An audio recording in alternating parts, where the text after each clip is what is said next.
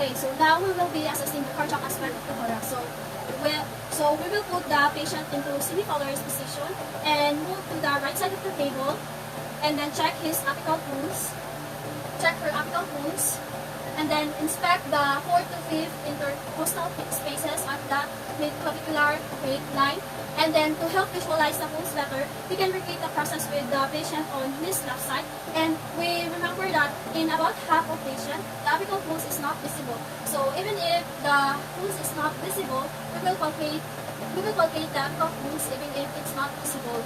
So it should be feel like a short and gentle tap and should be palpable in an area about 1 to 2 cm, 1 cm, 1 to 2 cm. So using the ball of your hand, systematically palpate the heart borders in the sternoclavicular area, aortic area, pulmonic area, and left ventricular area. So palpate the aortic valve, and this pulmonic valve or second, third, left intercostal space. And then the tricuspid valve, left and internal border. And this is the mitral valve, or the apex.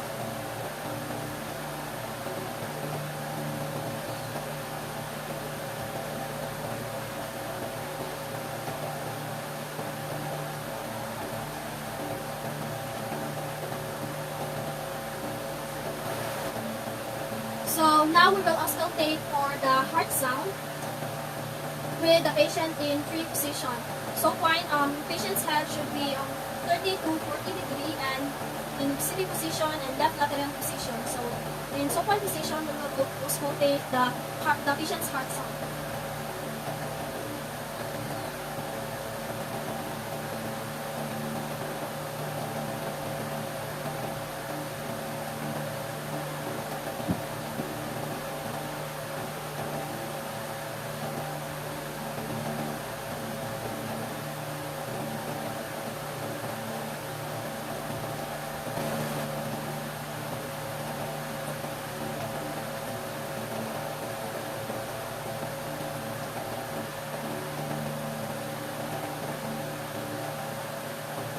So as we auscultate using both the diaphragm and the bell of the stethoscope, we should determine the patient's heart rate and rhythm. So we will listen for the normal heart sound, which is S1 and S2. So the S2 is best heard at the base of the heart and corresponds to pulmonic and aortic valve closure at the end of the ventricular system. So the S1 is best heard at the apex, and it corresponds to mitral and tricuspid valve closure at the start of ventricular system, and it should coincide with the carotid pulse, and note that the timing of heart sound in relation to the cardiac cycle, and stay alert for abnormal heart sound, and such as S3 or ventricular gallop, and which may be a cardinal sign for heart failure, and S4 or summation gallop. So S4 results from vibration caused by forceful ejection of blood from the atria into ventricles. Okay, so throughout the assessment of the patient's arm, we will doing the upper extremities first, and throughout the assessment of the patient's arm, note the range of motion, muscle mass, and strength. So to assess the vascular system in the arms, we will inspect the patient's hand, and then they should feel warm, and you should not detect edema or lesion. So check the capillary refill time, or CRT, and by depressing a nail bed until it launches, then quickly release the pressure.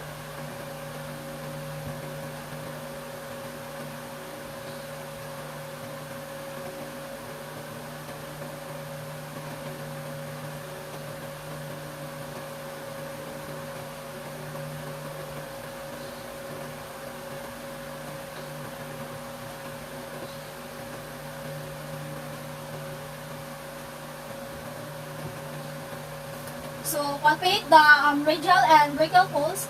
They should be equal and regular in rate and rhythm, so and strong but not bounding in amplitude.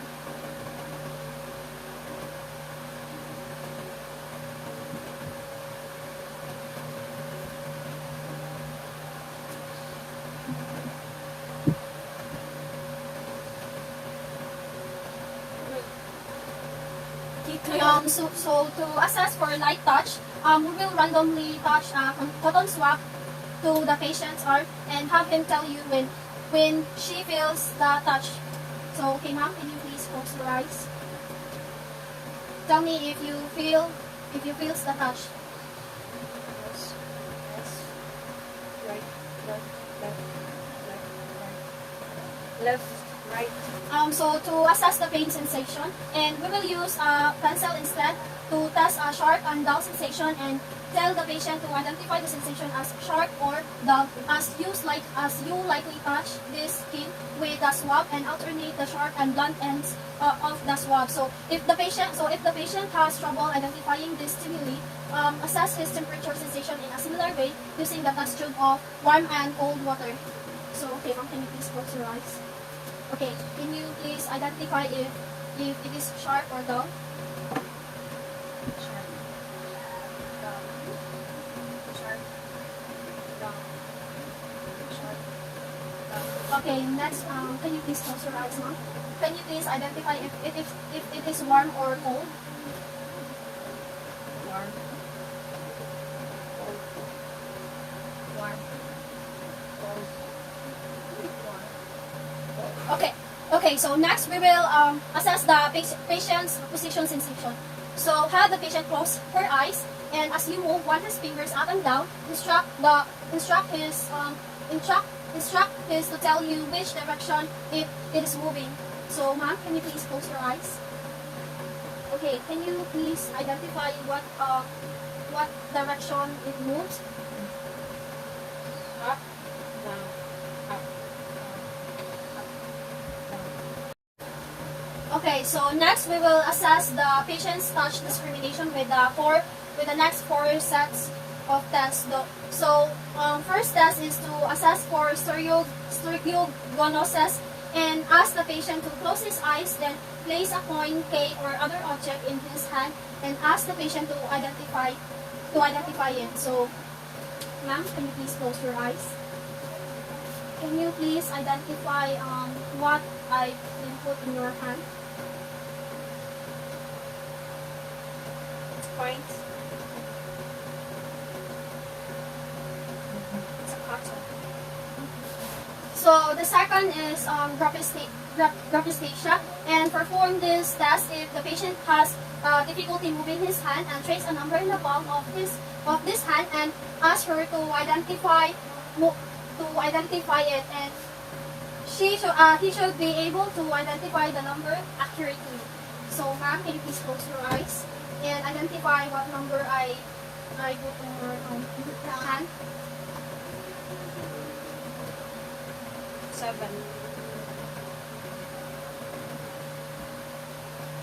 2. 3. 4. 0. Okay, so then the third assessment is to the 2-point discrimination. So randomly touch 2 objects to the patient's fingertips and then gradually decrease the distance between the 2 objects, and note that the distance that which he can no longer perceive 2 separate points, and normally this is less than 5. Okay, ma'am, can you please identify it? Can you please close your eyes?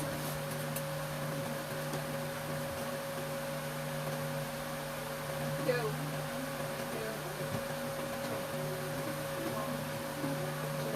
So the fourth test assess extension is to will touch 2 corresponding parts of the body of my patient at the same time and ask her to show you where he was touched. Okay, so ma'am, can you please close your eyes and please identify where the patient might touch your body.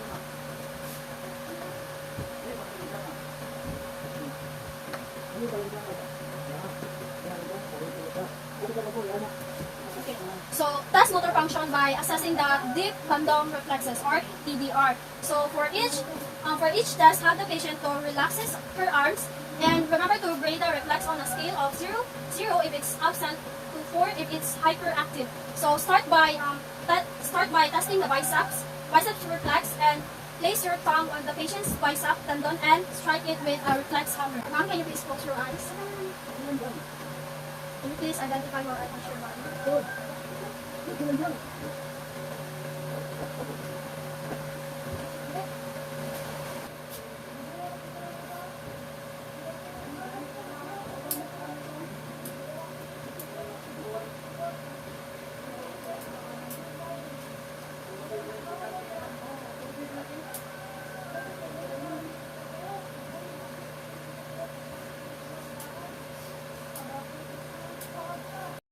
will assess the cerebellar function of the arm, and we assess rapidly alternating movements and have the patient pat his knees with his palms facing upward first and then downwards.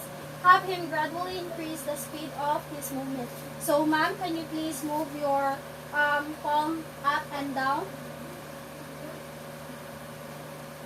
Okay.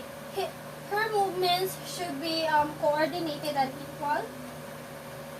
And ask him to touch his thumb to each finger on the same hand and then to reverse the direction.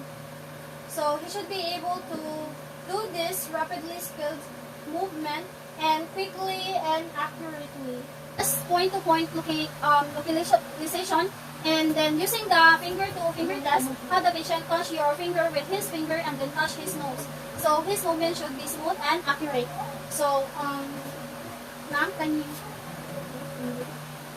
And also perform the finger-to-nose test and instruct the patient to close his eyes, then have her stretch out his arm and touch his nose with one index finger, then the other gradually increasing the speed. So, left, ma'am. Can you do it again, ma'am? Okay. So, her movement should be smooth and accurate. Okay, so the next assessment is abdomen. So before assessing the abdomen, consider the patient's history, and if she reported abdomen pain, plan to examine the painful area last, and if the patient has a full bladder, have him point to encourage relaxation, and observe the patient's face regularly for signs of pain or burning. So start by inspecting the abdomen from the ribs to symphysis pubis.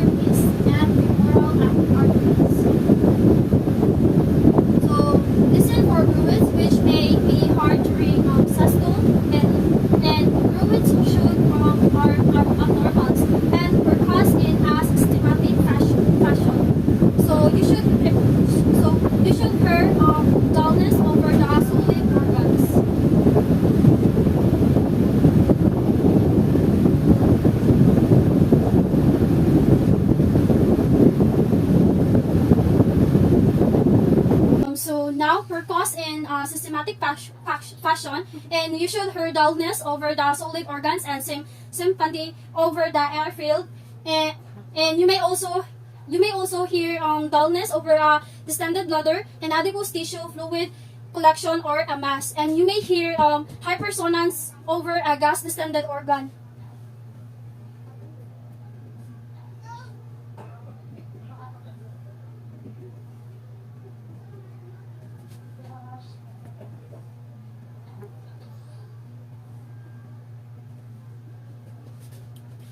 So, percuss each organ beginning with the liver.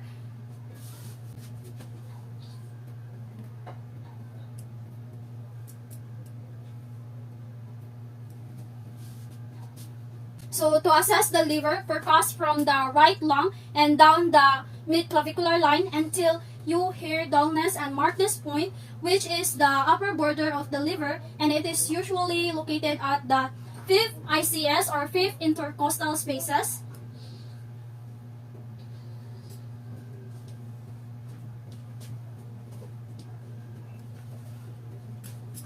And then percuss up the mid-clavicular line from the umbilical level until you hear dullness and mark the point 2, which indicates the liver lower border, and it should be at the right costal margin, and measure the distance between the two to estimate the size of the liver.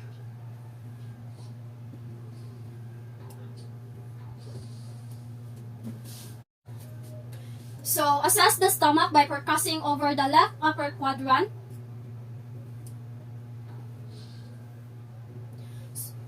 So, it should percussion here should produce tympani, and next have the patient roll on the right side.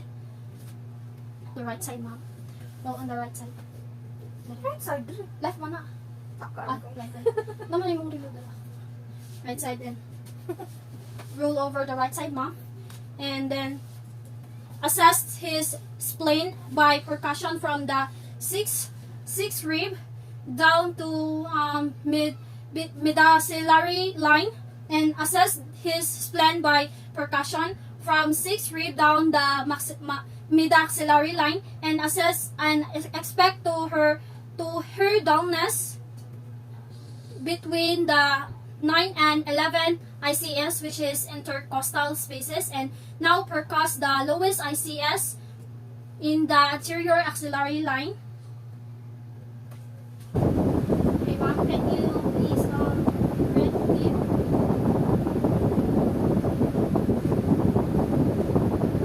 Okay, then lightly palpate the abdomen and avoiding only the tender area, and using your fingertips, palpate the right lower quadrant and the west of all quadrant. And now switch to deep palpation.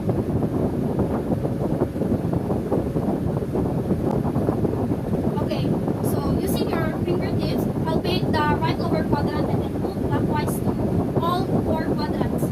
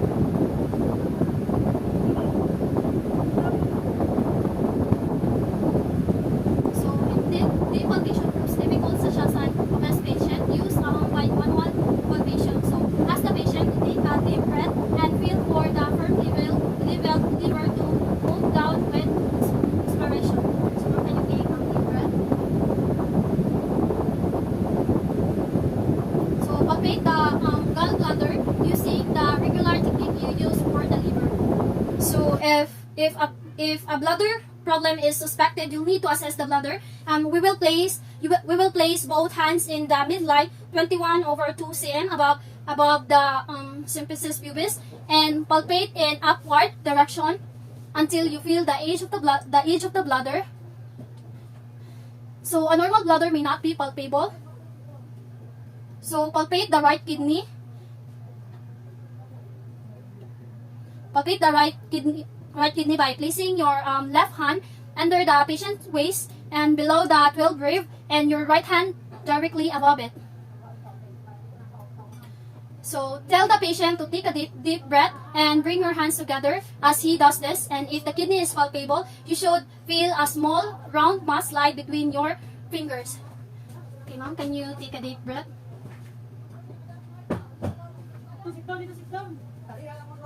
Okay, palpate aortic pulsation by placing your index finger and your thumb left of the midline. Estimate the pulsation with, and it should be 21/2 to 4 cm.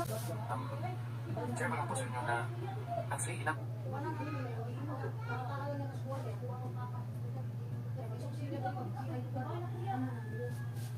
Okay, so test the patient's abdominal superficial reflex. So stroke the handle of the reflex hammer and the wooden end of a cotton tip and applicator across his abdomen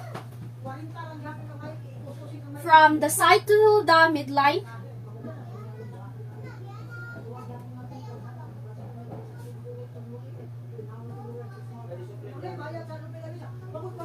And normally, the muscles on the stroke side contract and the umbilicus deviates towards the stroke's area.